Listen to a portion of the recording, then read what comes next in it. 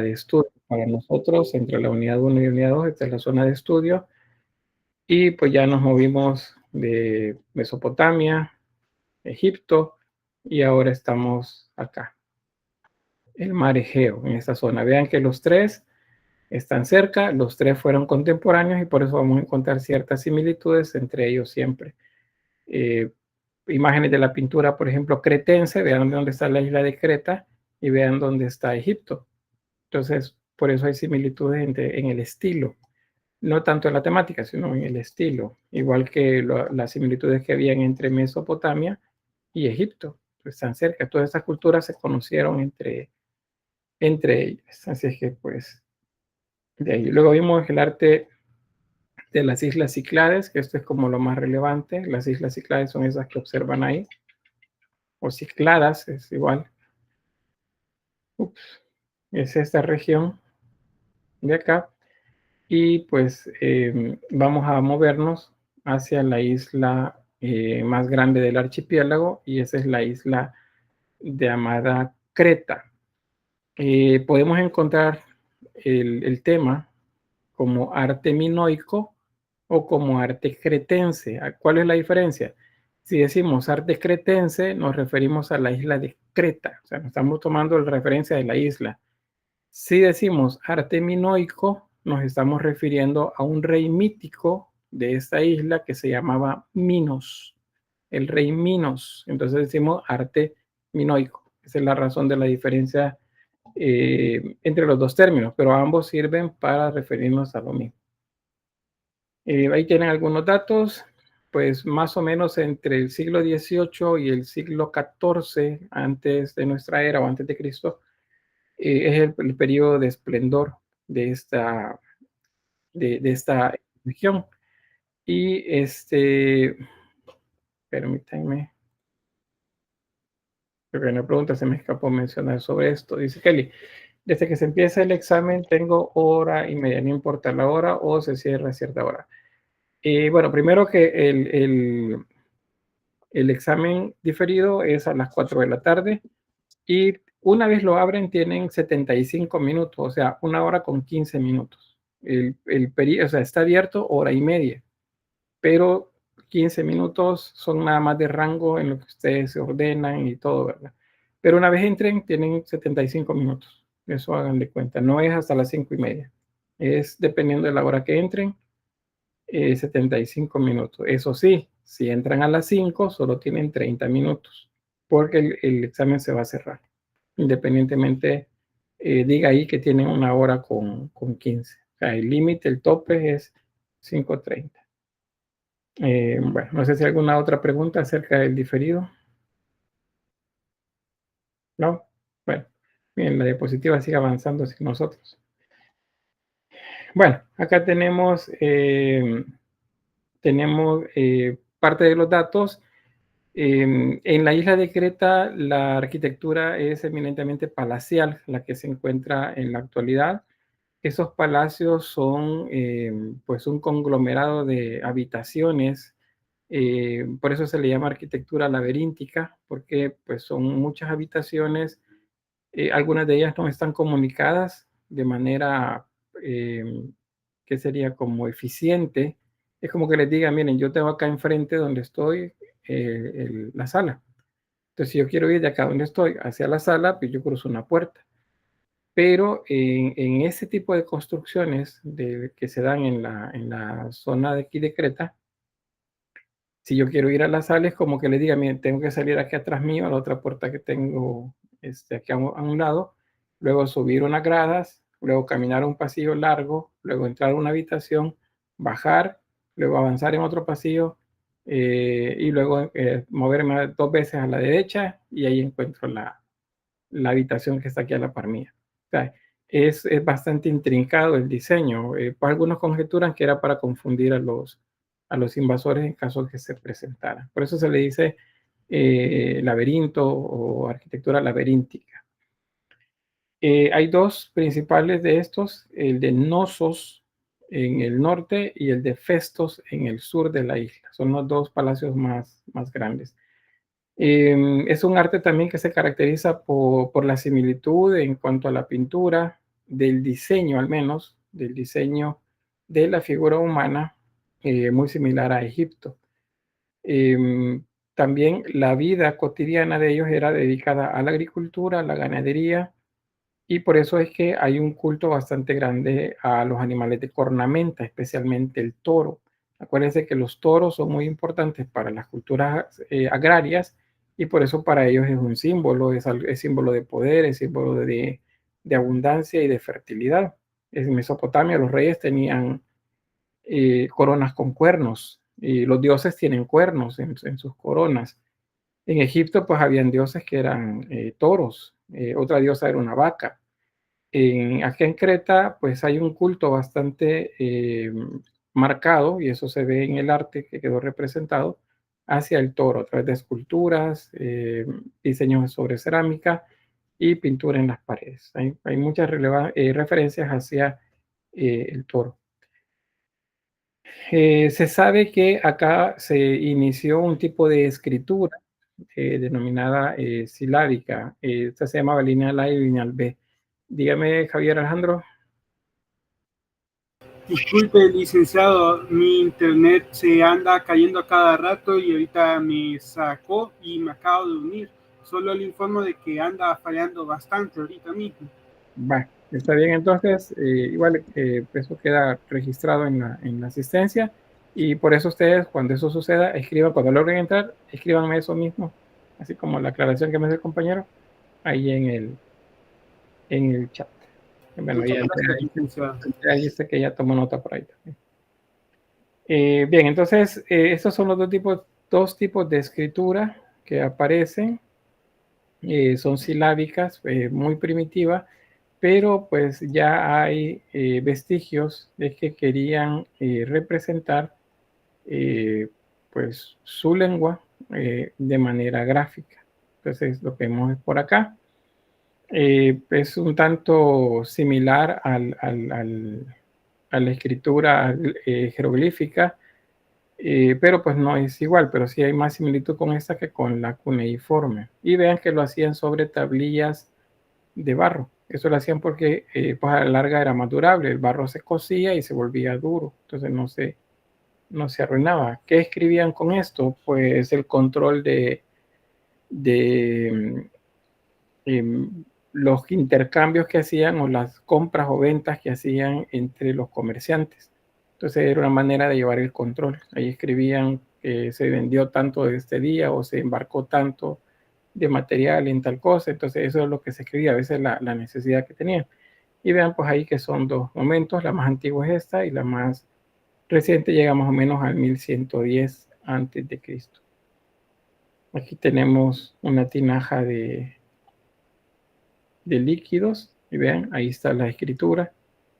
Este era como, bueno, no tengo exactamente el dato, pero por los documentos consultados, esto era como colocar las cantidades y los destinatarios a quienes iba el material. Entonces se colocaba cuando la pieza todavía estaba cruda, luego se cocía y luego entonces se enviaban a los lugares donde los iban a utilizar y se llenaban según, digamos, el registro que aparecía acá o las instrucciones, digamos, de lo que aparecía acá. Entonces ahí es donde tenemos los primeros vestigios de esto. También hay vestigios de una búsqueda del elemento estético y eso es estas bandas que ven acá. Son bandas decorativas en relieve. Eso pues es más bien una idea de decoración. Las asas en esta posición pues servían para pasar lazos acá alrededor y con de esa manera pues a través de unos como palancas poder levantarlos y movilizarlos. Los periodos, bueno, el que se habla del Cretencio Minoico, este se alude a través de la mitología al rey Minos como rey de Creta. No hay certeza si él realmente existió, pero hay bastantes referencias sobre él, solo que las referencias son como exageradas. Entonces, al ser exageradas, se entienden como una versión poética. Es casi como lo mismo que veíamos de Gilgamesh, de Enkidu, que eran reyes. Se asume que fueron reyes, pero que sus hazañas fueron exageradas. Entonces ahí es donde entra la parte mitológica. Veamos. Vale, está bien, Manuel. Ahí ya tomó nota por ahí, Andrea. Bueno, sobre la arquitectura, les decía, es eminentemente palacial. Aquí tenemos Knossos. Ese es el primero de los lugares. Esta palabra la van a encontrar escrita de diferentes formas. Entonces, no hay problema si la encuentran así como se la voy a colocar en el chat. Cualquiera de las dos es correcta. Por si ven ahí que está escrito de manera diferente y si luego en libros ustedes encuentran que está escrito de manera diferente. Pueden ver acá los vestigios. Tenemos columnas, tenemos pilares, tenemos sistemas de drenaje, pueden ver ahí. Y este símbolo, que ya lo vamos a ver desde otro punto de vista más de cerca, esto es una alusión a los cuernos del toro. Pues acuérdense, son símbolos de fertilidad, símbolos de poder también. Entonces están ubicados de manera estratégica dentro y fuera del palacio. Bueno, aquí los mismos datos que ya les mencionaba sobre que es la arquitectura palacial la principal y se consideran también como el antecedente más próximo de los palacios o los templos también griegos que vamos a ver más adelante en la región. Aquí tenemos una vista de todo el sitio arqueológico. Ayer les compartí en el grupo de Facebook en la portada una vista de este lugar. Esa es la que les acabo de mostrar. Entonces vean que es aquí está bueno, por este lado está los cuernos del toro. Y pues así en varios lugares. Vamos a ver. Vamos a hacer una visita rápida al lugar.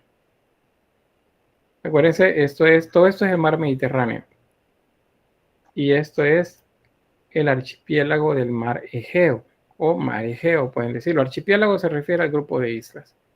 Y Egeo, pues es el nombre de esta porción del océano, el llamado mar Egeo. Y la isla de Creta es esta. Entonces, tenemos Knossos en el norte. Vamos a buscarlo.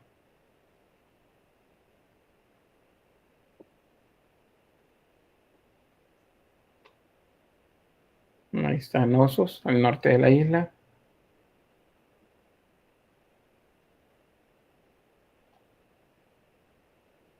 Y aquí está el sitio. Bueno, se puede percibir ahí en la vista en 3D que está ubicado en una colina. Eso es algo que se usa por estas culturas para poder tener control del territorio. O sea, los palacios están en la parte alta porque de esa forma se puede ver en la parte del valle donde pues, vivía la gente común. Era una manera de saber si pues, un enemigo se acercaba por ahí. Ahí tenemos parte de lo que se alcanza a ver. Se sabe de la estructura por los cimientos, porque la mayor parte de la estructura pues colapsó. También hubo saqueo durante muchos siglos. Las piedras del lugar fueron quitadas y llevadas para la construcción de otras aldeas en los alrededores. Entonces, a lo largo de más de 2000 años, pues esto fue quedado en el olvido y reutilizado los materiales de piedra especialmente. Entonces estamos por acá, a ver si podemos bajar.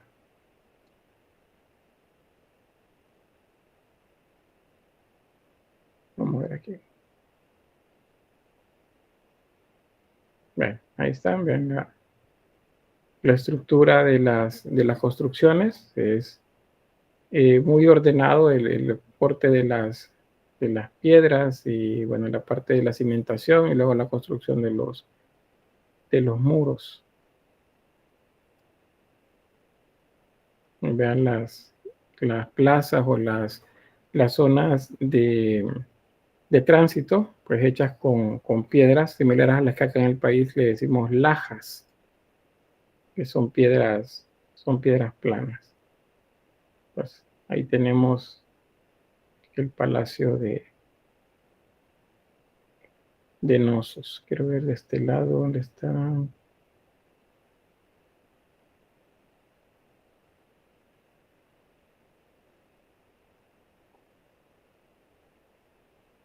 Por aquí.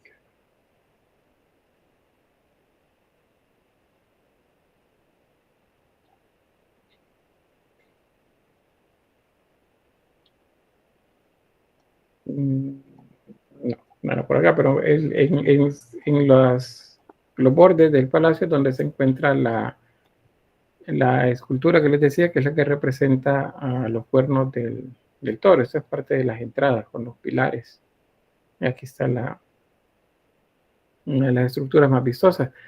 Estas han sido retocadas, han sido restauradas y pues muchas de estas son réplicas también.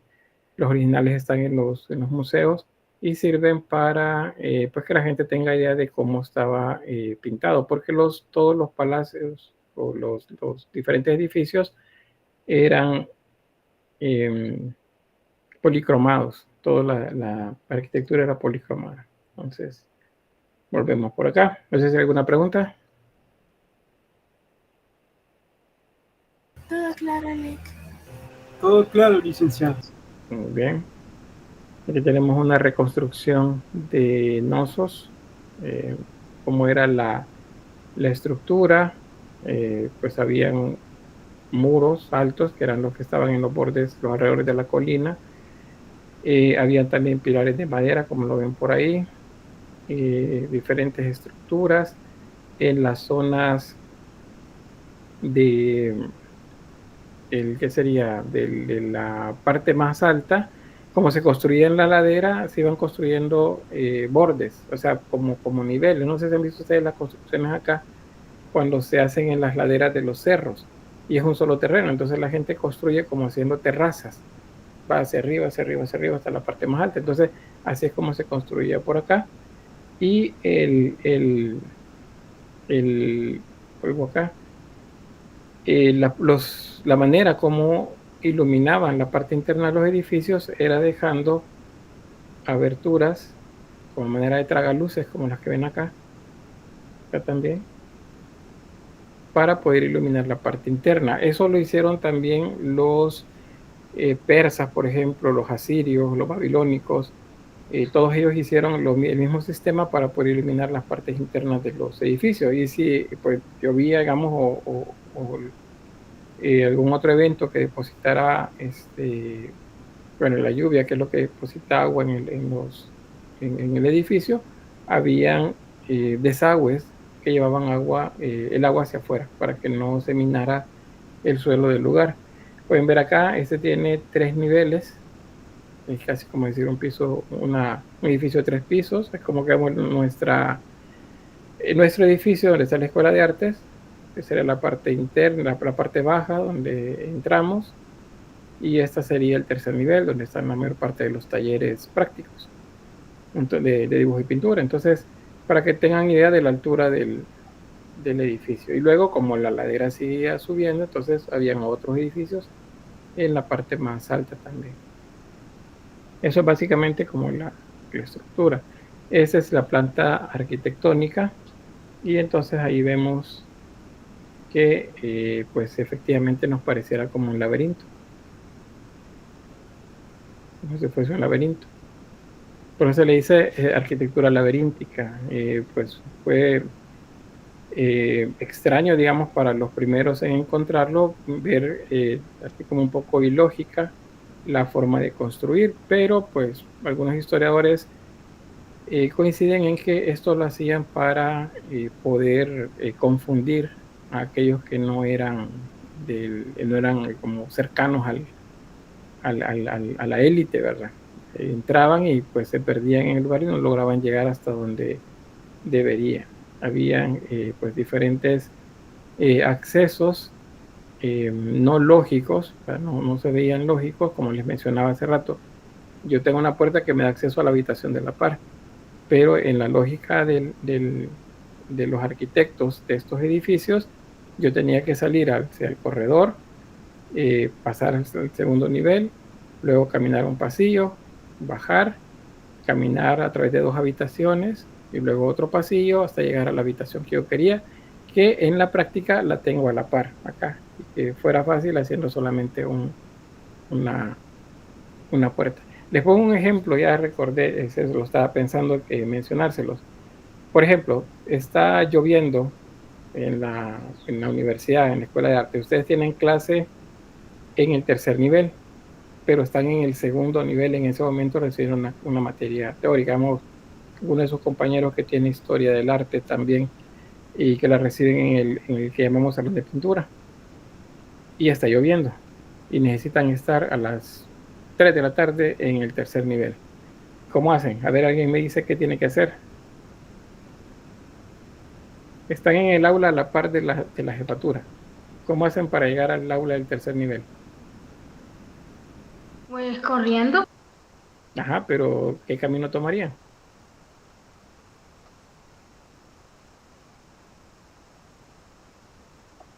No, si van de manera presencial, ¿verdad? Saliendo del edificio, dice Basti. Sí, esa es una parte, pero luego ¿qué hay que hacer?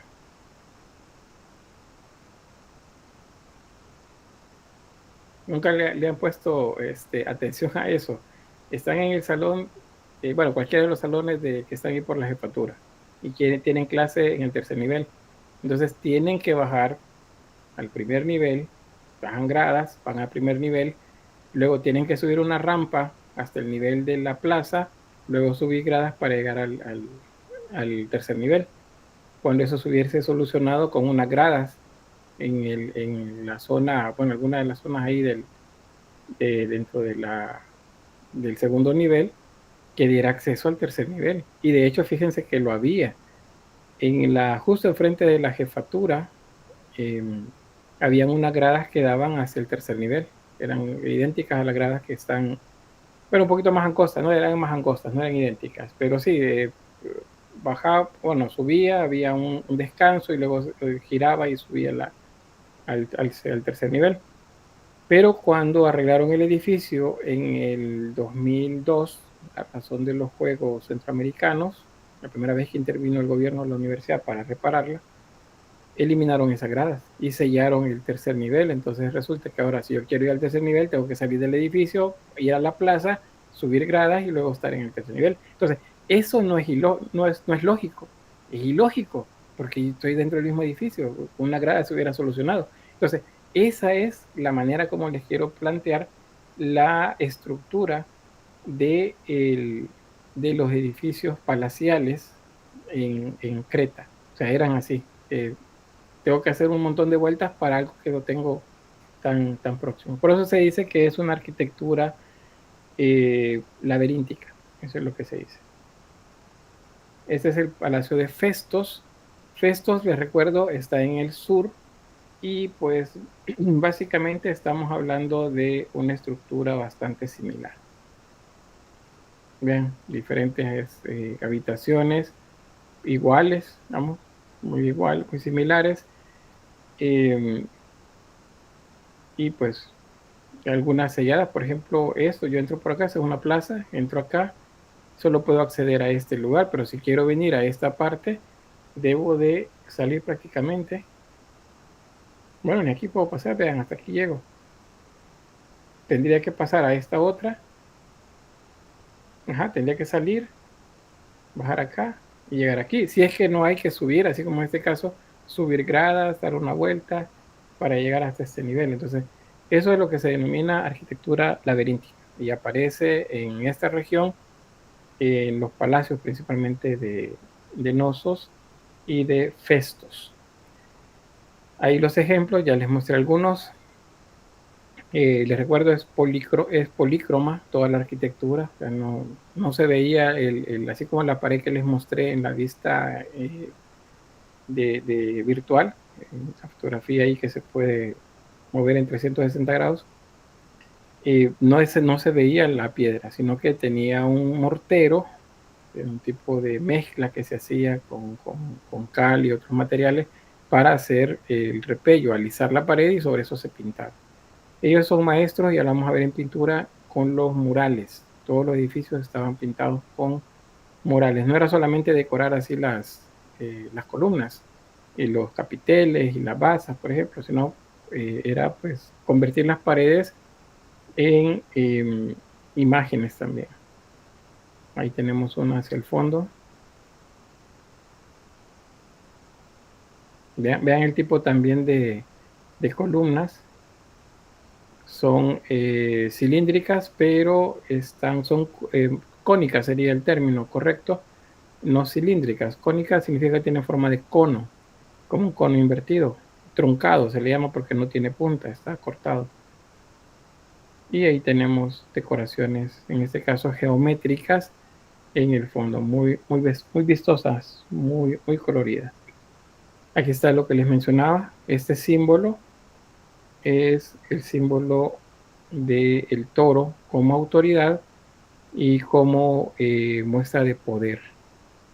Es este mismo ejemplo. Que vean las paredes como están en la actualidad, ya sin el repello que se cayó pues, a lo largo del tiempo. Pero todo esto era liso completamente, repellado y lleno de color, como ya lo veíamos en la imagen anterior, como esta. Esta es una sala del trono. De hecho, se considera que es el trono, se considera que es el trono más antiguo encontrado hasta esta época, en Europa al menos. Y me dice, mira, ¿cómo puede ser un trono eso si es de piedra? Pues la comodidad era lo de menos. El asunto es el poder que tenía la persona que se sentaba en este lugar. Y ahí pues también habían asientos a manera de bancos, como le decimos ahora, para los consejeros seguramente o visitantes al rey. Eso que ven aquí al frente pues era como un pebetero, era para mantener la calidez en la zona, es decir, un brasero, más bien un pebetero, un brasero, para calentar la habitación. Aquí tenemos más espacios para que la gente pues se ubicara. Y si se fijan alrededor, pues todo completamente polícromo. Hay decoración fitomórfica, plantas zoomórficas, son animales o monstruos, en este caso es un monstruo, es un hipogrifo. Y acá arriba decoración geométrica.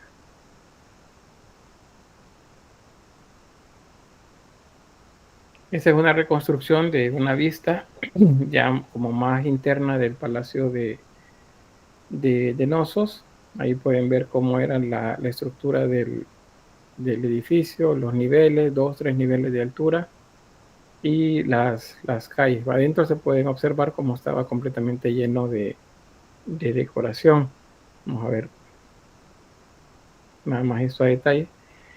Pues hay referencias en las imágenes, en los murales. Vean acá hay un diagrama que representa uno, esto ya lo vamos a ver. Los llamados saltimbanquis. Un saltimbanqui es un acróbata. Eso básicamente se traduciría o así se entendería como un acróbata. Estos hacían proezas o hacían malabares utilizando toros dentro digamos, del evento religioso que realizaban, porque no eran como para divertirse, sino que esto tenía que ver con rituales vinculados a alguna festividad. Entonces, eso se le llaman saltimbanquis. Estos. Fíjense que en Europa tiene una tradición en diferentes lugares de cultos al toro, en fiestas las llamadas fiestas taurinas. No sé si ustedes habrán visto alguna y me pueden mencionar alguna, algún país o el nombre de alguna de estas fiestas que se desarrollan en Europa.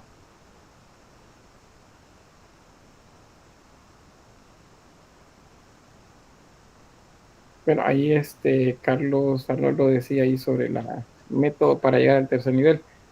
Tomar la rampa, luego dice que está atrás del dragón corriendo. Bueno, no es un dragón, es Quetzalcóatl. Parece, pero no es Quetzalcóatl, es la serpiente emplumada. En España, muy bien, Carlos, también, en España. ¿Alguien sabe cuál es esa? una al menos. Ajá, las corridas de toros, muy bien, como evento es una, las corridas de toros. Hay una fiesta en un pueblo que se llama San Fermín, en el que pues hay un evento taurino, se abren un lugar donde tienen a los toros y luego estos salen corriendo y la gente corre delante de ellos, todos se visten de blanco, y es la fiesta de hecho de San Fermín. Entonces la gente corre a riesgo de que lo golpee, los cornee o los mate el toro.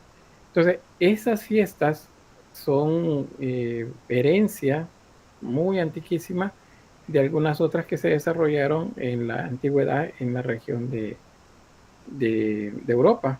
Y bueno, pues acá en esta zona les tenemos testimonio a partir de las imágenes de los murales que sí se hacía. Porque parece que textos no hay, apenas se han encontrado algunos vestigios de que nos hablan que hubo un tipo de trabajo para hacer el lenguaje escrito, pero no hay libros, no hay nada que nos hable sobre esto.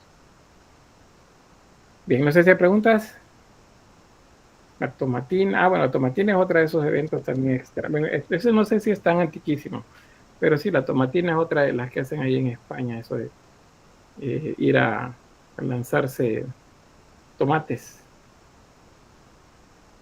Bien, vamos a avanzar. Pintura. Sobre la pintura cretense, vean, en este caso es donde encontramos esa similitud que les mencionaba con la pintura egipcia. No digo que es igual, digo que es similar. Es un tipo de pintura plana. Los colores se aplican de manera plana, vean, no hay ningún tipo de búsqueda del volumen. Están ubicados sobre una sola línea en el suelo. Los pies van avanzando pues uno tras del otro. Esto se llama, acuérdense, yuxtaposición. Para simular que uno está atrás del otro, es esto. Aquí se nota la yuxtaposición. Pero los pies básicamente están representados sobre el mismo plano. Principalmente las imágenes se hacen de manera perfiladas, es decir, un perfil, pero el ojo se plantea de frente. Este es un ejemplo. Esta es una procesión en la que se observan a unos sirvientes, pueden ser esclavos, que llevan bebidas para una fiesta. Luego más los fondos son tonos planos, bastante orgánicos. Orgánicos significa que no son rectos, que nos remiten a líneas ondulantes como las de las plantas, por eso se le llama orgánico. Cuando son como los diseños en las faldas, en ese momento decimos geométrico, porque utilizan recursos ortogonales, o sea, líneas rectas, ángulos rectos para hacer. Eso es geométrico, pero la decoración al fondo es orgánica. Aprendan también a diferenciar esas dos maneras. Bien, acá la técnica que se aplica es pintura al fresco. Eso significa que se aplica el mortero, que es la mezcla que les mencionaba para hacer una pasta con la que se recubre la superficie de las paredes, y cuando está fresco todavía, entonces se pinta, de manera que tanto la pintura como el repello se sequen al mismo tiempo. Eso le da más adherencia a la pintura sobre el soporte. Entonces por eso se llama pintura al fresco, ese es el nombre. Ahí aparece sobre los colores. Como les decía, colores planos. Limpios significa que no están mezclados, sino que son colores puros. Claro significa que no hay tonalidades tan oscuras, sino que la mayoría andan en el rango de los tonos brillantes o por lo menos no oscuros al 100%, salvo para el pelo o algún detalle. Pues el resto son más bien tonalidades claras. Ahí también sobre lo plano y que predominan los tonos azules y verdes, blanco y ocre. En general, la paleta de colores creo que podríamos decir que es un 50-50, o sea, un 50% es fría y el otro 50% es cálida, porque depende del diseño que estemos viendo. Aquí tenemos otro. Este se llama Príncipe de los Lices. Los lices son los lirios. Esta es una representación de lirios. ¿Han visto los lirios, verdad? La flor, bueno, la planta que se denomina lirio, el mismo nombre que lleva la flor. Estas son representaciones de lirios. Los lirios son vinculados a la fertilidad y a los aspectos femeninos también. Con esa fertilidad, pues igual tiene que ver con lo femenino. Entonces, esto lo vamos a ver también más adelante. El resto de culturas que vienen después de esta van a utilizar este símbolo. Y pues en el cristianismo, de hecho, todavía lo siguen utilizando. Y tiene un sentido bastante similar al original. Ahora pónganle atención a la forma en la que está dispuesta la imagen. ¿Qué encontramos primero? A ver, ¿qué me dice? ¿Cómo me la describirían y a qué se parece? El estilo.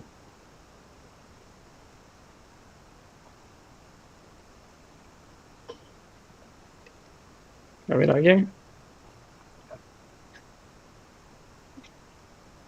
¿Sí, Daniela? Las pinturas realizadas por el nuevo imperio egipcio, porque el cuerpo está muy exagerado en unas partes. Sí, un cuerpo alargado. No es proporcional, esa es una buena observación, porque no hay proporción como la que veíamos en Egipto. Al menos en la etapa más naturalista o realista.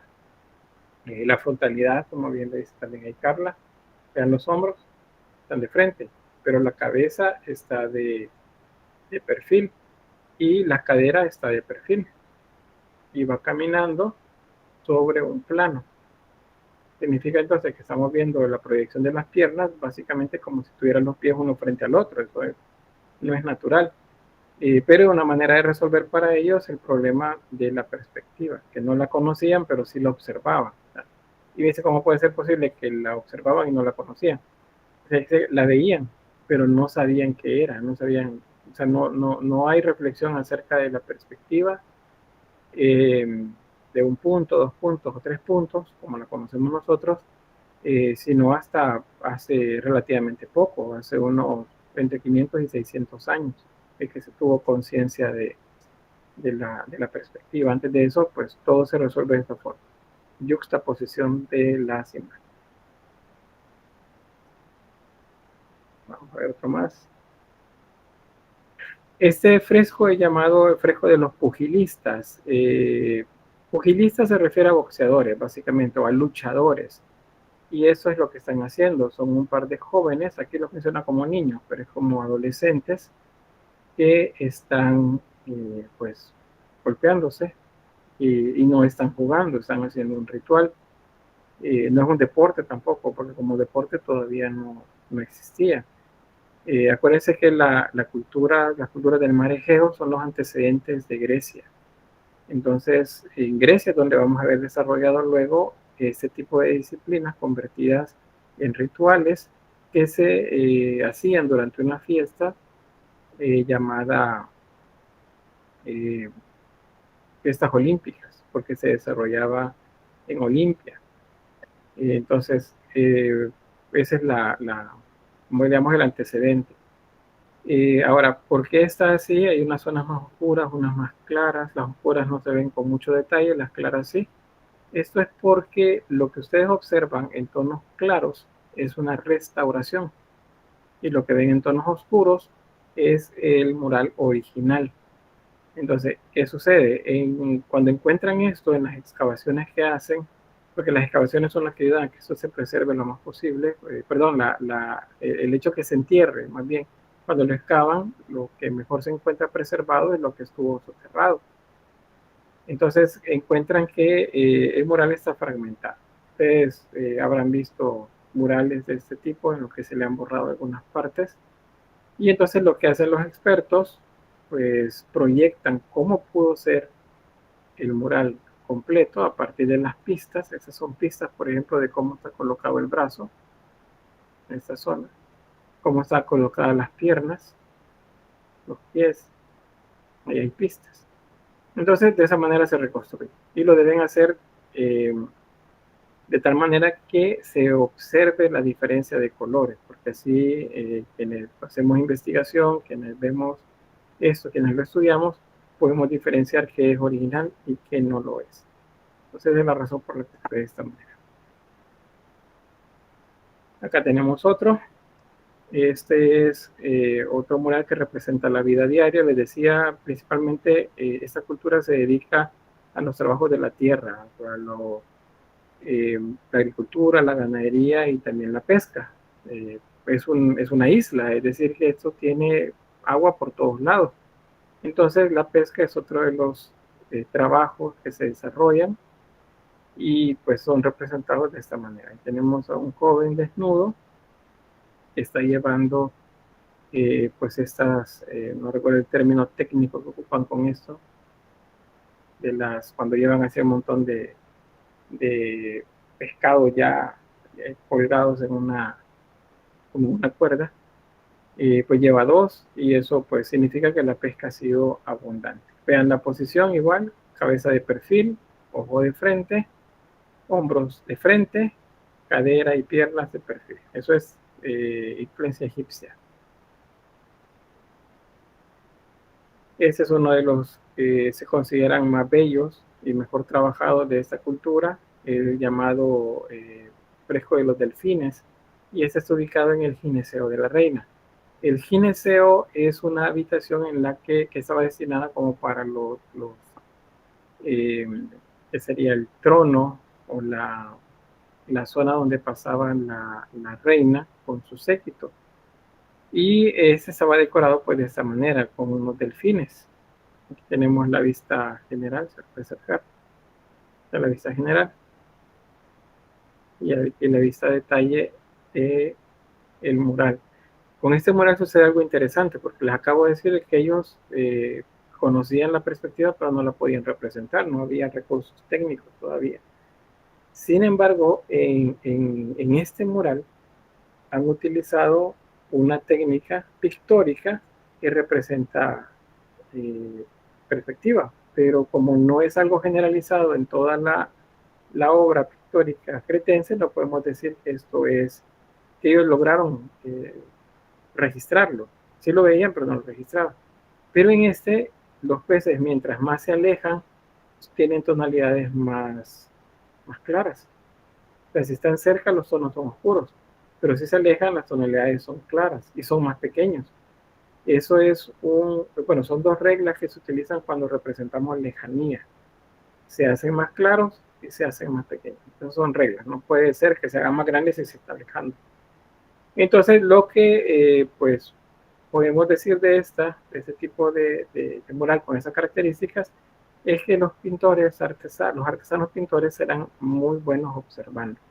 Como pues vinculados al mar, es seguro que ellos tenían la posibilidad de entrar al agua y nadar un rato y poder entreabrir los ojos y poder ver. O sea, algo de eso que vieron es lo que representaron. Como a la distancia, es seguro que veían la mayor parte de veces a los delfines, entonces ellos le colocan un pico como de pato. Y bueno, si lo valoramos, visto de lejos, el hocico de los delfines parece como el pico de un pato. Por eso es que lo pintan así.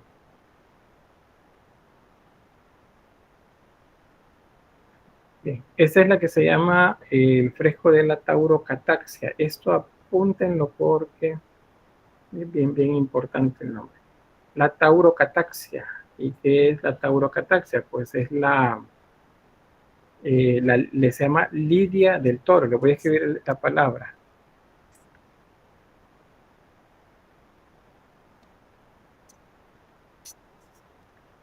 Lidia. Lidia yo sé que es un nombre, ¿verdad? Es un nombre propio. Pero cuando hablamos de lidia, estamos hablando de ¿cómo se llama? De la lucha, especialmente con toro. Bueno, Carlos dice ahí en España dicen la lidia del toro, o la lid. En buena lid dice, yo gané esto en buena lid, significa que es una lucha justa. Entonces, lidia es eso, es un enfrentamiento con algo. Entonces, la lidia del toro en este caso, llamada específicamente taurocataxia, lo que hacían era que, pues, mientras el toro corría, había uno de estos acróbatas, de esos saltimbanquis, que atrapaba al toro por los cuernos.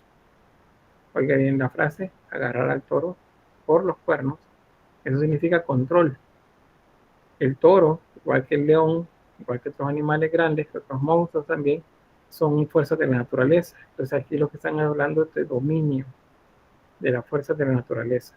¿Y qué hacía entonces? Bueno, otro saltimbanqui, otro acróbata, saltaba, en el momento que uno lo agarraba y le bajaba la cabeza, el otro saltaba sobre él, posaba los brazos en los lomos del animal, y luego saltaba hacia atrás, en donde otro saltimbanqui ya lo estaba esperando para recibir. Y de esa forma, pues, completaban la acrobacia. Vean otra vez aquí el mismo tipo de diferencia de color, como les mencionaba. Los tonos oscuros son originales, los tonos claros son reconstrucciones. Entonces, esto nos dice que la mayor parte de la década mural pues, han sido retocados de alguna manera. Bien. ¿Preguntas? ¿Todo bien, Lick? ¿Todo bien? ¿Todo bien? Todo bien, licenciado. Bueno, bien, avanzamos. Otros murales. Aquí tenemos representaciones fitomórficas. Desde que algunos arqueólogos pues se apoyan del trabajo de botánicos también, de ornitólogos. Los ornitólogos son los que estudian las aves para poder identificar algunos de los pájaros que fueron representados o las plantas que están representadas acá. Estas son flores de lis, o lirios, no sé qué ven por acá. Estas son golondrinas y bueno, así otras pueden ir por ahí.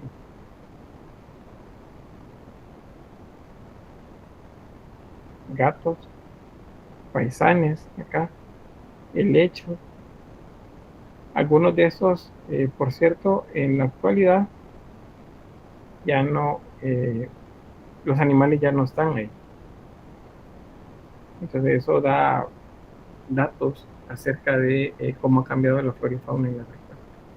Bien, representaciones femeninas, estas se conocen como sacerdotisas porque tienen un atuendo más bien ritual.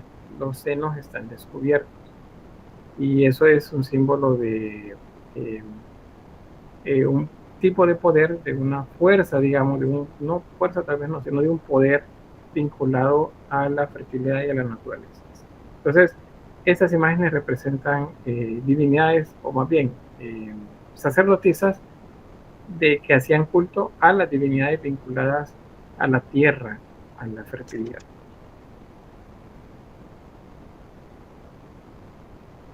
Imágenes de pájaros y plantas. Bueno, el nombre es bastante denotativo, o sea, dice lo que vemos. Es pájaro azul y bueno, estamos viendo un pájaro de una tonalidad azul por ahí. Esta, por ejemplo, en Santorini es, creo que la vez pasada les comentaba, es la ciudad más importante del archipiélago, de las islas pequeñas. No más importante, digamos que más conocida en cuanto a turismo. Estos días hace poco fue conocida porque pues, hay una alerta ahí de erupción volcánica. Hay muchos terremotos también por ahí. Entonces la han evacuado. Entonces en ese lugar se han encontrado imágenes de este mono. Y resulta que el mono no existe en la isla. Entonces aquí vienen las conjeturas, cómo conocían a ese mono. Y dos posibilidades. O fue un animal que se trajo como una mascota, un souvenir entre comillas, para ser mostrado en la isla, o el animal sí existía en la isla, pero por algún tipo de cambio desapareció. Ya no está. Entonces hay un par de imágenes de todo este detalle es este.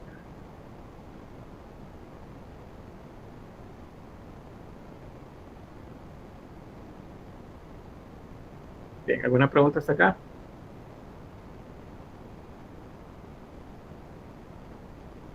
Todo bien, Lick. Todo bien, licenciado. Me han dicho todo bien en la arquitectura, todo bien en la pintura. Espero que sí. Vamos entonces a la escultura. Y en escultura, pues acá hay vestigios de lo que se hizo, aunque no hay imágenes o sea, no han sobrevivido el paso del tiempo imágenes de gran formato, solo piezas pequeñas. Pero pues al ser una región en la que posteriormente a la época de esplendor pasaron varias culturas, es pues muy probable que mucho de lo que se encontró fue reciclado. O sea, si eran, por ejemplo, cosas en oro, en plata, pues lo fundían y lo volvían a utilizar. Y en el caso de las joyas es pues, fácil que desarmaban una y volvían a armar una nueva. Entonces no hay tanto, como quisiéramos ver, del arte minoico o micénico. Perdón, minoico o cretense. Micénico no, micenas es la que vamos a ver más adelante. Vamos a ver, muy interesante el término, Bolivia y taurocataxia. Son términos bastante interesantes y que muchos se siguen utilizando a la fecha.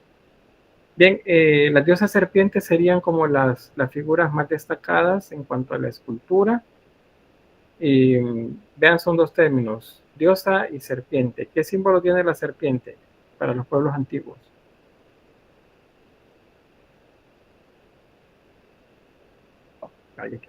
Sí, Daniela, y luego Kelly Alison. Representaban la fertilidad, si no recuerdo mal. Muy bien. Kelly. Significaba la fertilidad. Muy bien.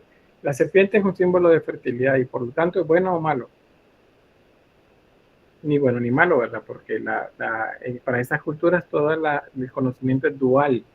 Bueno, ahí Carlos dice, bueno, digamos está relacionado con los aspectos favorables de la vida, pero acuérdense que para todas esas culturas todo es dual.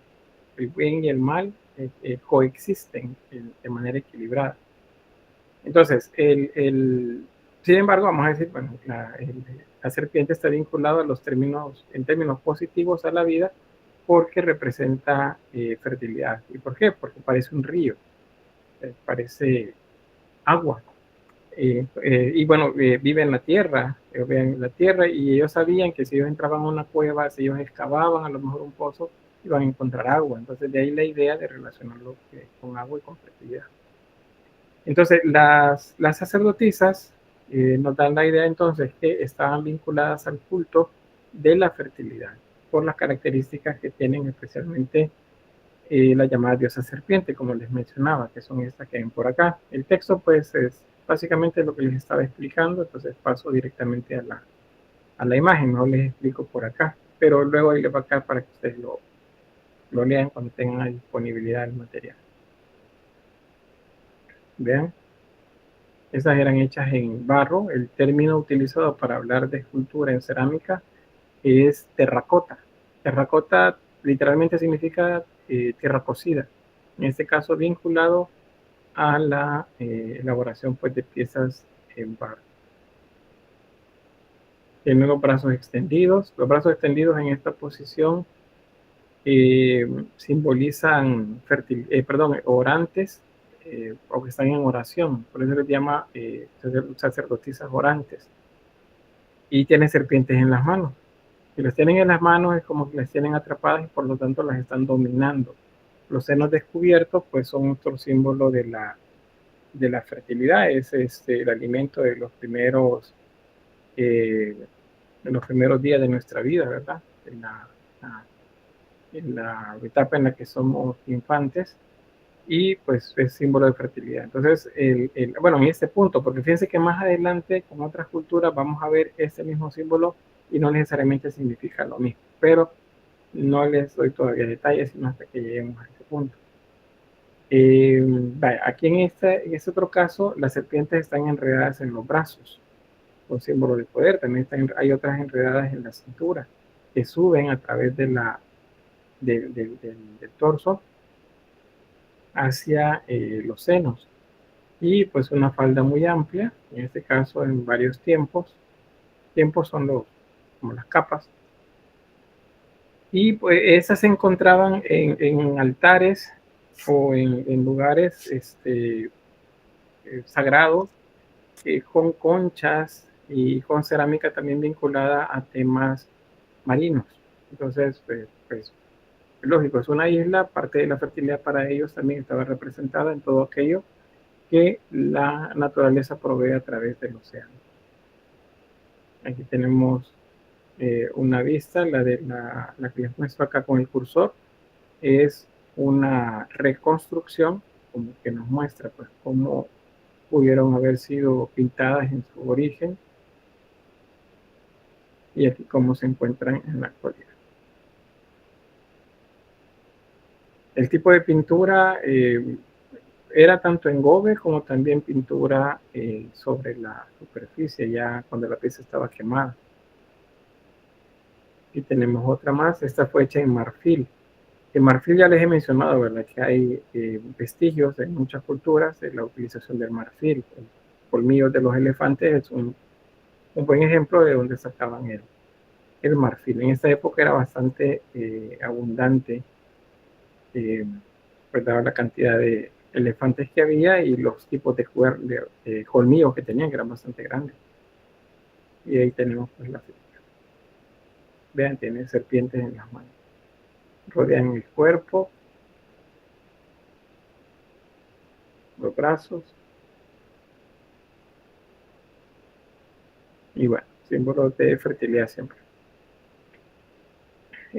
También otro de los que se han encontrado son por ejemplo, la pieza se llama ritón, es el nombre, aquí lo tienen, ritón.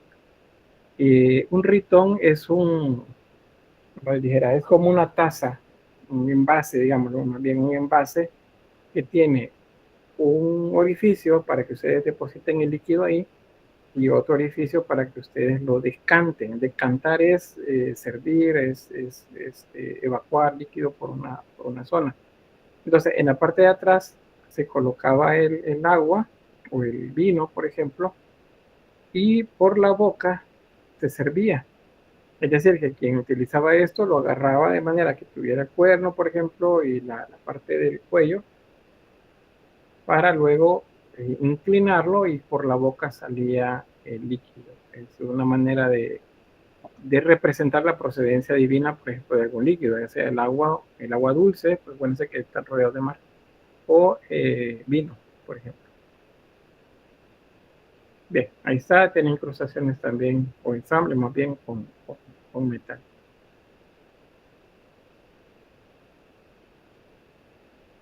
Bueno, ahí la explicación sobre eso y otros ejemplos más.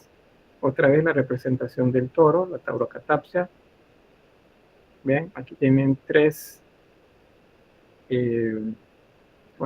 saltimbanquis que están pues tratando de domar al toro. Este es igual, es como un ritón. Tiene aquí un orificio, eso se puede haber llenado en la parte de atrás o en esta zona de acá, y luego el líquido se decantaba, o sea, se servía inclinando la superficie y el líquido salía.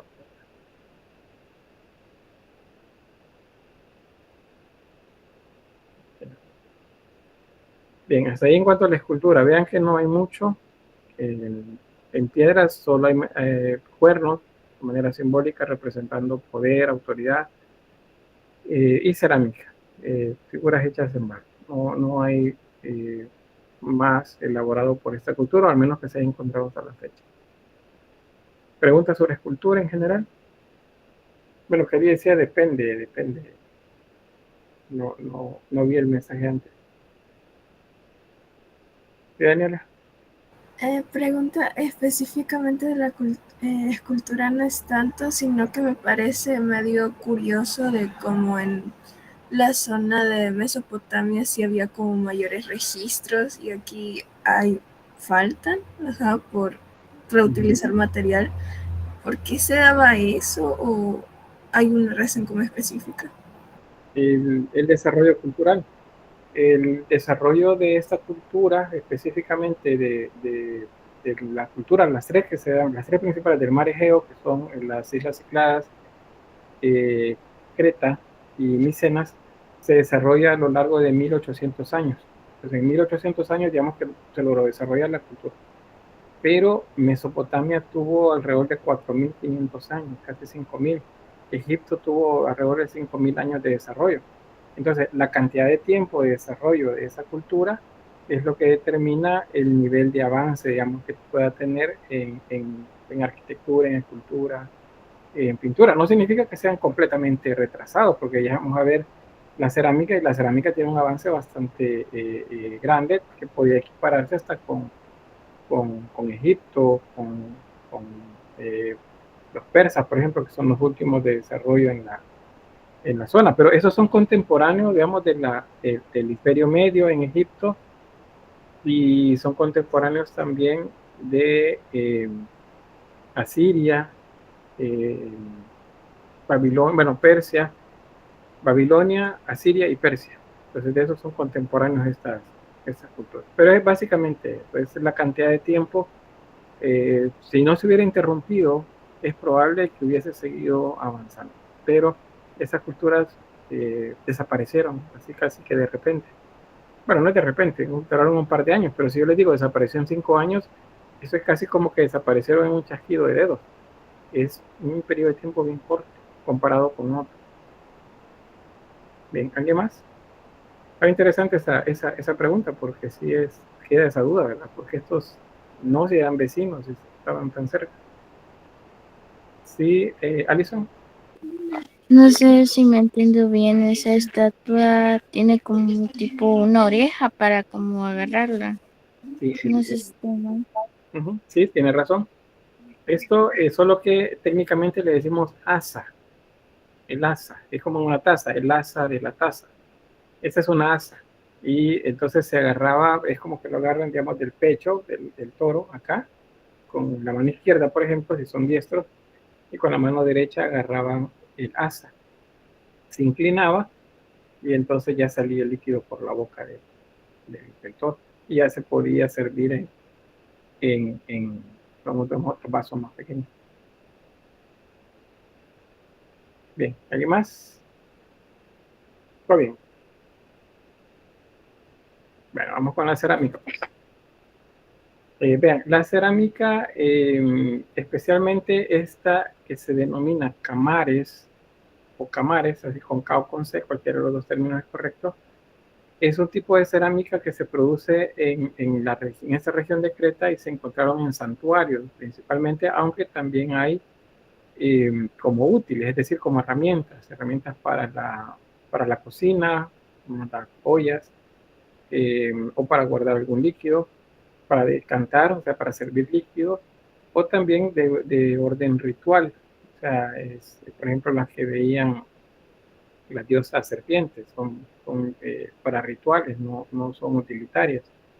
Entonces la cerámica es bastante desarrollada. La Camares específicamente se denomina de esa forma porque estaban en una región de la isla llamada Camares. Es un santuario que está en el llamado Monte Ida. Eso fue encontrado en el final del siglo XIX, 1890. Se denomina Camares porque la mayoría tiene en la ilustración, en el dibujo o la pintura sobre la superficie, tienen imágenes de moluscos, principalmente calamares o el pulpos. También hay caracoles, es decir, animales de la fauna marina. Entonces es por esa la razón que se llama camares la zona. Fueron utilizadas o realizadas más bien utilizando la técnica de torno en su mayoría. ¿Cuál es el torno? La rueda de alfarero.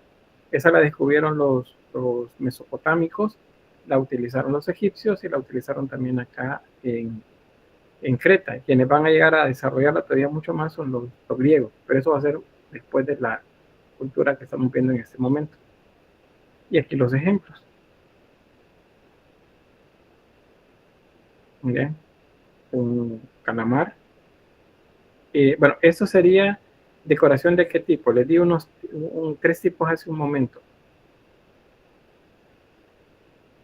¿Sí, Daniela?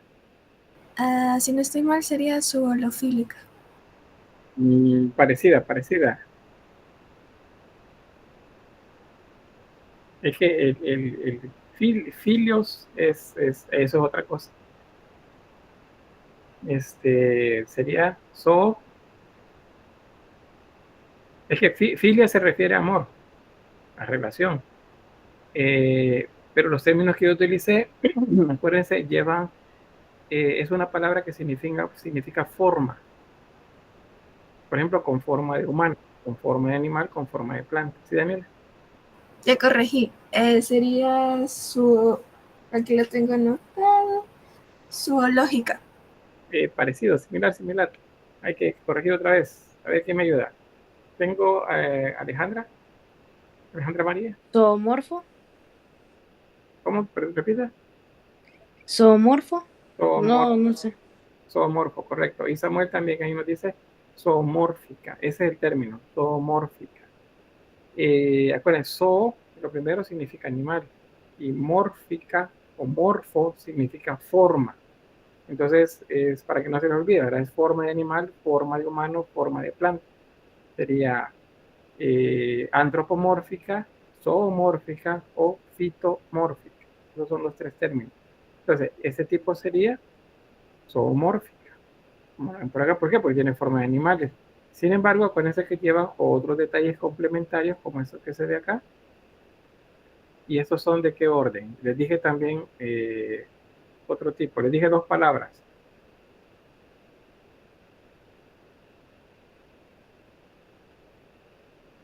¿Recuerdan? Daniela, dígame. Una sería geométrica. Geométrica, correcto, sí. Una serie geométrica. Por ejemplo, esa parte de acá es geométrica. En el caso, línea quebrada o líneas en zigzag. Y esas líneas continuas. Líneas en zigzag, líneas rectas. Esta es geometría. Pero ¿y estas?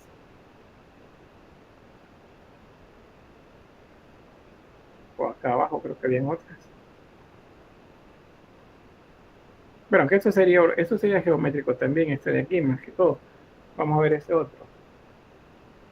Bueno, este es zoomórfico, este es geométrico. Creo que estas serían, eso como... Estas de aquí serían, estas de acá al centro.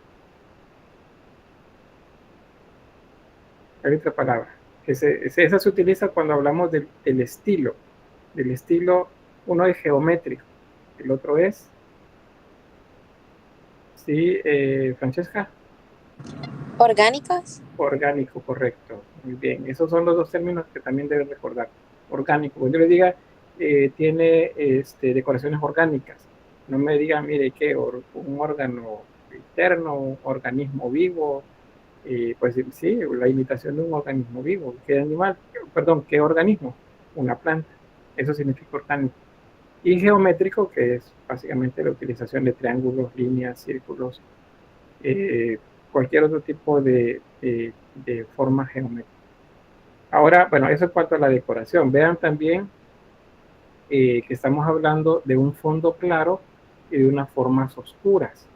Por acá, fondo claro, formas oscuras. Igual acá, encontramos fondo claro, forma lineal, oscura.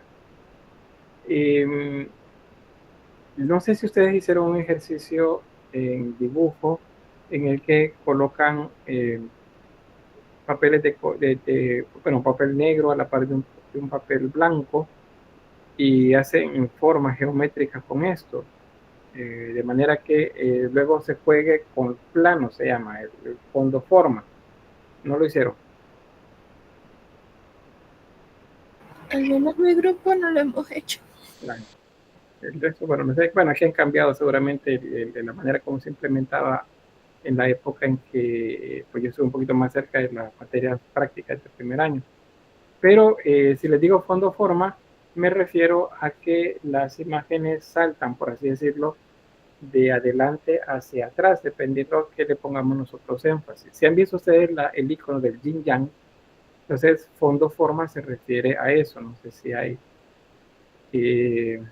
ejercicios en internet, fíjense que les pudiera mostrar. Déjenme ver para que es como clarificar bien esto.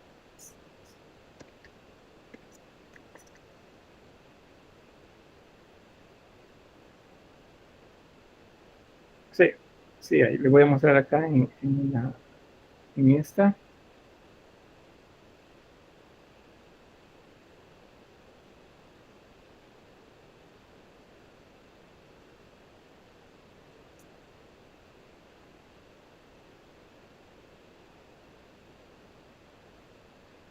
Vamos a ver imágenes.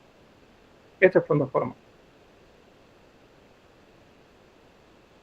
Esto, fondo forma. Esto, fondo forma. ¿Qué ven? Bueno, que se ve que sería es un cáliz o son dos figuras femeninas frente a frente. Entonces, eso es fondo forma. Entonces, el tipo de decoración que se hace, pero voy a volver aquí para que no me cierre esta página. El tipo de decoración, pues básicamente es eso, es fondo forma. Entonces, en el fondo forma tenemos el fondo es blanco o claro y la forma es oscura. Eso es fondo forma. Ese es otro término que apunten, fondo forma. Porque eso nos va a servir, bueno, les va a servir a ustedes en todas las materias de historia y en algunas de las prácticas también. Esa es una manera como se hace la clasificación de la cerámica en esta región. Digamos, la precamares, que es la más antigua, que es más bien geométrica, la llamada ya camares antiguo, que es más orgánica, aunque se mezcla con geometría. Luego tenemos la del periodo camares clásico, en este caso donde vemos las imágenes que les mostraba de calamares, de estrellas de mar, de pulpos, todo eso es el estilo clásico. Y el post-camares, que es una etapa que se le denomina también orientalizante. ¿Qué significa eso? Que hay bastante influencia de Oriente, de la región de Mesopotamia, principalmente. ¿Qué encontramos? Bueno, que de repente aparecen decoraciones fitomórficas similares a las que sean allá, o zoomórficas, los monstruos, ¿se acuerdan? Los grifos, tal vez esfinges creo que no, pero esos animales que eran mezclas de aves con felinos, por ejemplo, esos aparecen también por acá. Y también la postcamares, otra característica es que tiene bastante estilización, o sea, se estira, se idealiza bastante la imagen de manera que se vuelve más, como más estético. Entonces, aquí tenemos ejemplos. Tenemos los estilos marinos, como esos que ven acá, y en los estilos florales.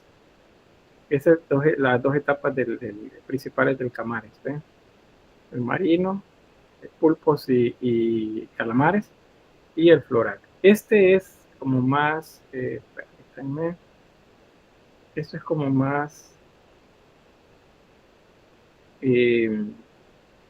más tardío, o sea, sea de las últimas etapas, y por eso también en la misma evolución que tiene el arte, eso pasa de ser así, como más, no puedo decir que está mal hecho, o al menos que es muy arcaico en cuanto a la elaboración del dibujo, al contrario, es muy naturalista, significa que observaba muy bien quienes realizaban esto.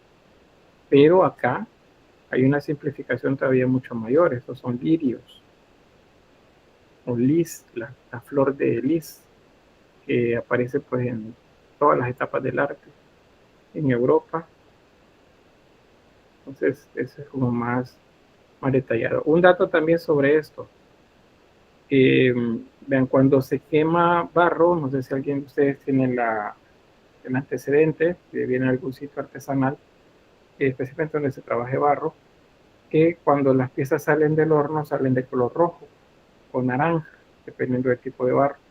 Si sale rojo naranja significa que hay bastante presencia de óxido de hierro en la mezcla.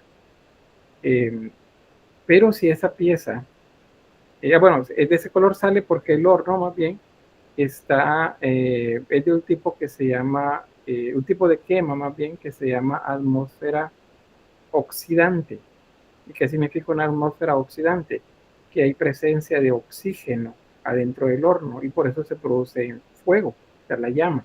Ustedes saben que las llamas sin oxígeno se ahogan. O sea, si una habitación cerrada y algo comienza a incendiarse, en el momento que se acabe el oxígeno simplemente se va a apagar, porque el oxígeno es el combustible, digamos, del fuego. Entonces, en una atmósfera oxidante, en un horno cerámico, las piezas van a salir naranjas siempre. Pero, si ustedes cuando la pieza, ustedes consideran, bueno, ya se sabe que la pieza ya está quemada, es decir, ya llegó a su punto de transformación de barro en cerámica, ya está al rojo vivo, y en ese punto el horno se sella, se tapa y se sella con barro, y luego se le mete más leña, por ejemplo, pero se sella también la cámara de combustión, que es donde se mete la leña. Si se sella, entonces lo que comienza a salir por alguna fisura, a lo mejor es humo. Y si ustedes aún sellan esas fisuras de manera que nada salga del horno y lo dejan ahí, cuando se enfríe y ustedes abren el horno, resulta que la pieza ahora es negra. ¿Y por qué? Porque se produjo lo contrario de la atmósfera oxidante. Eso se llama atmósfera reductora. Hubo una reducción de oxígeno y por lo tanto se produjo dióxido de carbono y otros elementos ahí con el humo, pero el humo no salió por ningún lado, sino que se pegó en la pieza. Entonces, de esa manera es que sale la cerámica oscura de ese tipo, con estos dibujos. Ahora me dirán ustedes, pero ¿cómo puedo hacer para que unas zonas salgan oscuras y otras no? Entonces se hacen lo que se llaman reservas. Y las reservas es que yo voy a hacer, bueno, voy a quemar la pieza una vez. Luego, y esa primera vez está pintada de blanco. Lleva un material que se llama engobe, que vamos a hablar más adelante. Ahorita no lo voy a tocar, más adelante les explico. Cuando estemos hablando de la cerámica griega, vamos a hablar de los engobes. Pero en este punto lo que me interesa es la comprensión del fondo. El fondo lleva un engobe, una pintura, que se une a la pieza cuando está en el horno. Cuando la pieza sale, entonces es blanca. Bien, ahora, ¿qué hace? La cubren con una mezcla líquida de barro y ceniza. Y esa es una película delgadita que queda, hace una capa así, lo sumergen y lo sacan, y entonces le queda una capa de ese barro con ceniza a la figura, perdón, a la pieza de barro, y entonces se comienza a utilizar una técnica que se llama esgrafiado, y esgrafiar es raspar. Comienzan a raspar y en el raspado ustedes hacen este diseño. Hacen el diseño de la figura. Y luego, ¿qué pasa? Pues ya está el diseño hecho, entonces metámoslo al horno. Pero ahora vamos a dejar que se caliente y luego lo vamos a sellar y vamos a dejar que el humo se concentre dentro del horno. ¿Qué es lo que va a suceder? Que toda la pieza va a salir negra, pero como yo le apliqué una capa que se llama reserva, esa la raspo suavemente o lavo la pieza, y cuando se caiga va a resultar que las zonas que estaban tapadas quedaron blancas y las zonas que dejé descubiertas ahora son negras. Esa es una técnica que se utiliza para lograr estos efectos. Y eso lo van a seguir haciendo en la región, perfeccionándolo a lo largo de los siglos que faltan para que lleguemos a Grecia.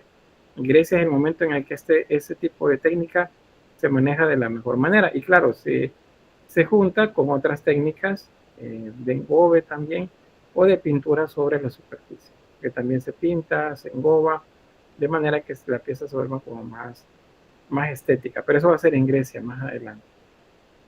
¿Se comprendió cómo era?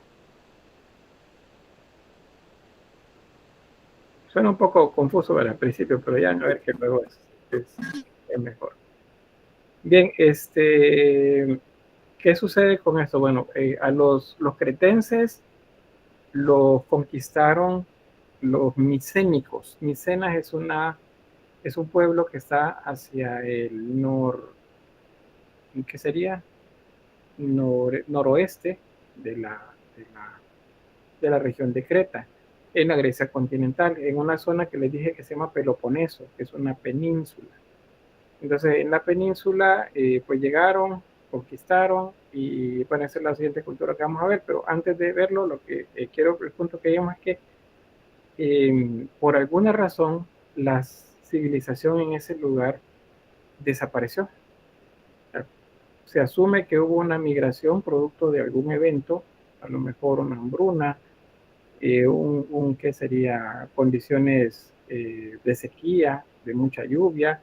Algunos dicen, no, es una erupción significativa en la región y dicen que es probable que Santorini, lo que queda de ese volcán, que es la zona turística actual, ahí fue donde se desarrolló esa erupción, y esa erupción hizo que toda la gente evacuara toda la región. Entonces, durante un par de siglos, la región quedó perdida. Entonces, ¿qué pasó? En el resto de la Grecia continental, la cultura siguió avanzando, y pequeños pueblos se fueron juntando y se fueron haciendo poco a poco más organizados, tanto a nivel social, a nivel religioso, a nivel político, y fueron avanzando y comenzaron a migrar también a otras zonas, tratando de ampliar sus territorios. Y ellos llegaron, que serían, digamos, los griegos de la época arcaica, pues en esas incursiones que hacían por mar, llegaron a la isla. Y entonces, pues, ¿qué sucede en la isla?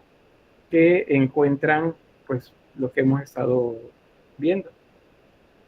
Encontraron palacios extraños.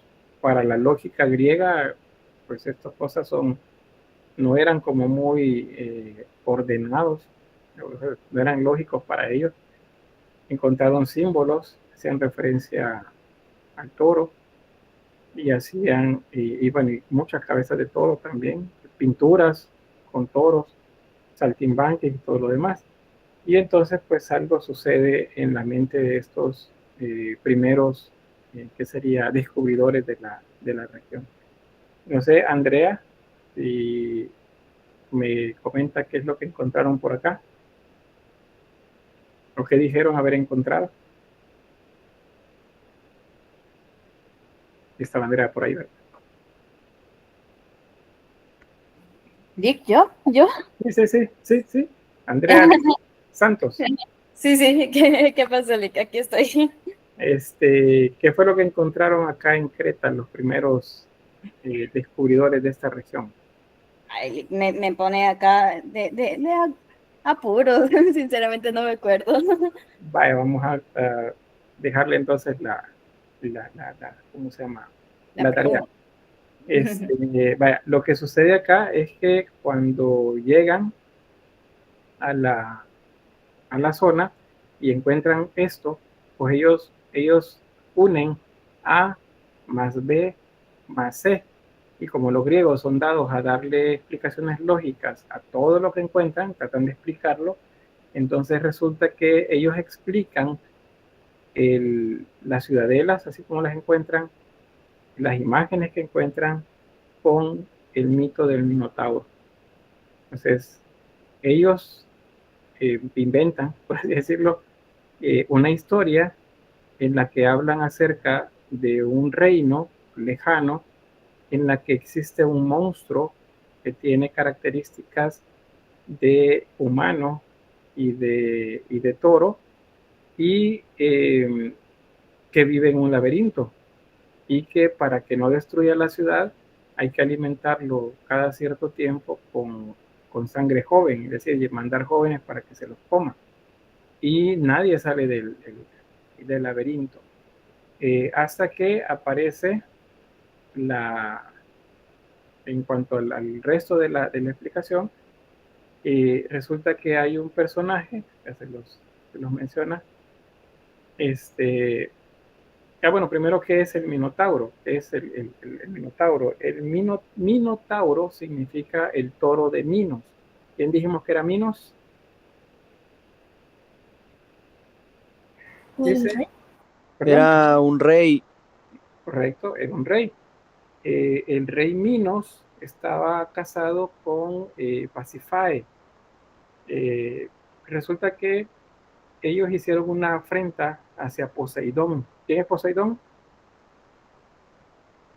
El dios del océano. Mar, El dios del mar. El océano, el dios del mar. Acuérdense, Creta está rodeada de mares. Entonces hicieron una afrenta y entonces como castigo, pues Poseidón envía un toro. Y el toro es un toro corpulento. Hay varias historias que se refieren a él. Por ejemplo, eh, ¿cómo se llama este? Me acaba de escapar el nombre. Hércules. Hércules, una de los trabajos que tiene que hacer es atrapar al toro de Minos. Pero el toro pues llega al lugar y resulta que pues de alguna manera se embruja a Pasífae y ella queda enamorada del toro.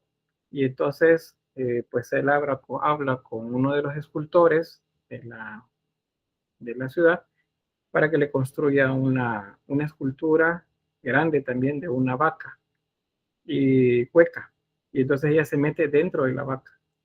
Y de esa forma, pues hay ahí una cópula entre el toro y la vaca, la supuesta vaca, la escultura, y entonces Pasífae queda embarazada.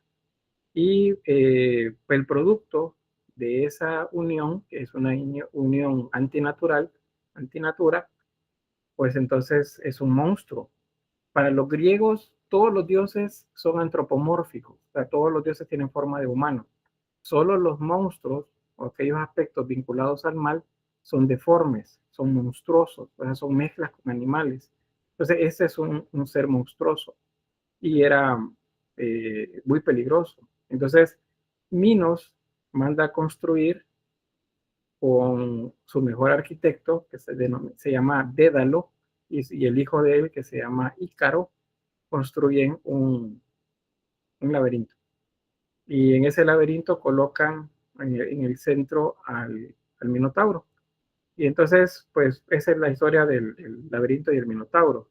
Luego, la historia que los griegos le siguen agregando más, y es que el rey griego, pues preocupado por lo que está sucediendo, pues tiene que enviar eventualmente a Creta eh, ese tributo en jóvenes, y entonces el hijo del rey, que déjeme ver, Teseo, Teseo, no Perseo, Perseo es el que mata a la medusa, este es Teseo. Teseo también es otra larga historia, es hijo de Zeus y de una, de una mortal, de Danae. Pero bien, esa es otra historia. No voy a llegar a ese punto todavía, pero solo decirles que este joven es un héroe griego. Él le dice al papá, yo voy a ir, yo me ofrezco para ir y voy a destruir al Minotauro. Y entonces él se va en una embarcación junto con otros jóvenes, que se supone son ellos la ofrenda. Y el padre le dice que pues navegue con velas negras en su barco, y él, como va a estar muy pendiente, va a estar siempre viendo hacia el horizonte, esperando que el barco vuelva. Y para evitarse la ansiedad, que si él resulta victorioso, que le cambien las velas ¿cómo se llama? A la nave, al barco, que las cambie por unas blancas. Este rey, por cierto, se llama Egeo, es el rey Egeo.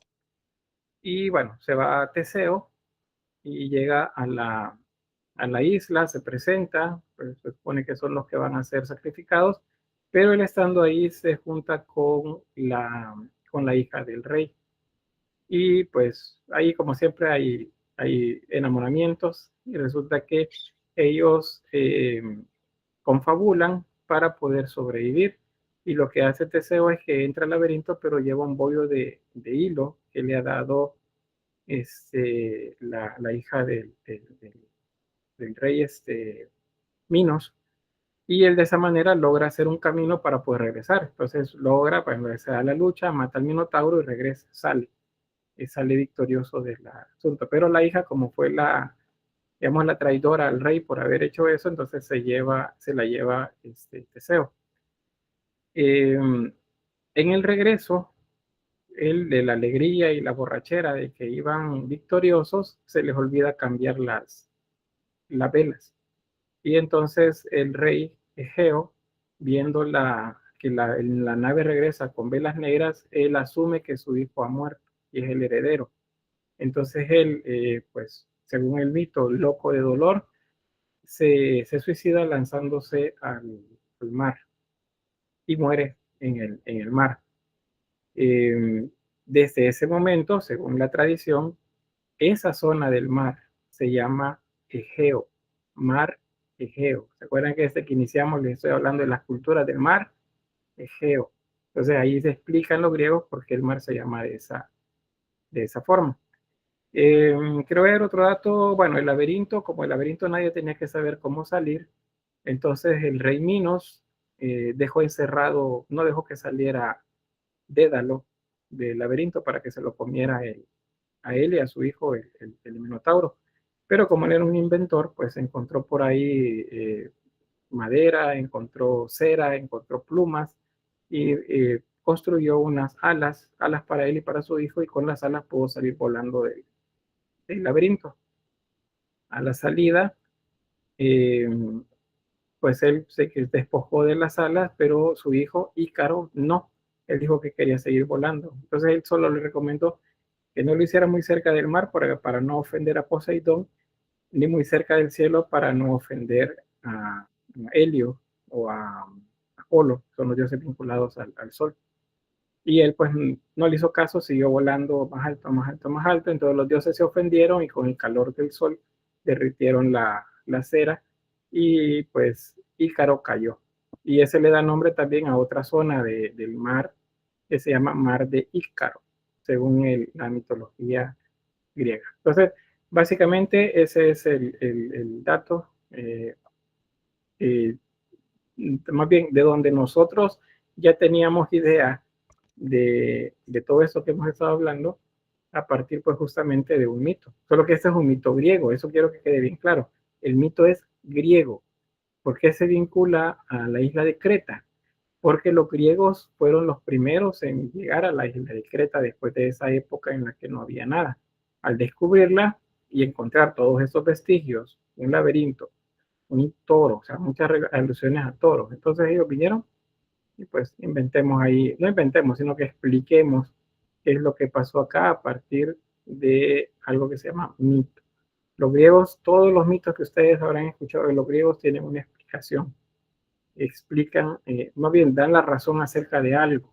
Están diciéndonos cómo se construyó algo, cómo, por qué, por ejemplo, bueno, cuestiones que tienen que ver con el amor, con las cosas de la naturaleza. Todos esos mitos que ustedes conocen están explicando algo. Eso es siempre. Bien, ¿preguntas o comentarios?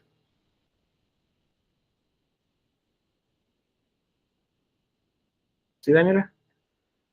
Si algo siempre me gustó de la mitología griega es eso mismo, que los griegos explican todo y cómo todos los mitos se relacionan entre sí. Correcto. Si a ustedes no les gusta la mitología griega, pues van a sufrir porque es básica la mitología griega para la historia del arte, especialmente en la región europea. Eventualmente habrá algunos mitos también acá vinculados al arte desarrollado en América, pero principalmente la región europea. Y acuérdense que nuestros colonizadores fueron europeos, entonces los mitos venían con ellos y esos mitos se multiplican también acá en nuestras regiones y por eso los conocemos. Y como el antecedente, o sea, las culturas principales que le dan forma de alguna manera a la estética del arte europeo de los últimos, digamos, 3000 años, es las culturas prehelénicas y Grecia, y luego Roma. Roma romaniza prácticamente toda de Europa, y las culturas que le siguen, pues básicamente son derivadas de la romana. Entonces, por eso es que esos mitos no son muy comunes a nosotros, porque los conocemos a partir de esas referencias, tanto en el arte, artes plásticas me refiero, y al arte de la literatura. Yo veo que dice Carlos, dice, a mí, bueno, ¿qué más? Antes dice Kelly, a mí también me gusta, dice, luego Carlos, a mí me gusta un poco la cultura griega, dice, desde que veo a los caballeros del Zodíaco. Bueno, en mi caso sí les diré que esa es una de las primeras, allá por el mediados de los 90, fue las primeras relaciones que tuve yo en cuanto a imagen y a mitos. Y aparte de ahí me quedó como digamos, la espinita. Cuando entré a la universidad, igual, más o menos por esa época, y tuve la oportunidad de comprar libros, revistas, allá en mi pueblo no era tan fácil, pues a comprar cuestiones de mitología griega. Pues es bien importante conocerlo. No sé, ¿alguien más? Francia dice también igual, ¿no? Bueno, vamos a quedarnos por acá para no dejar cortado el siguiente tema. El día miércoles vamos a continuar. Ese mismo día se termina la siguiente cultura, porque esta cultura, Micenas, es corto. No es que no haya mucho, sino que más bien es como un enlace, o la parte tardía, digamos, de lo que se desarrolla en la región. Y es también la zona donde se desarrolló, pues hubieron luego otras culturas importantes, mucho más desarrolladas, que de alguna forma pues reutilizaron todo lo que tenían ellos. Entonces por eso es que no se ha encontrado como mucho. Hay más realmente del arte minoico de la isla de Creta. Es porque fueron también más de 1000 años, pero en el caso de Micena fueron como 300 años de desarrollo. Entonces, esa es una de las razones por qué este tema va a ser un poco corto la próxima semana. Es que me quedo por acá, voy a detener la grabación.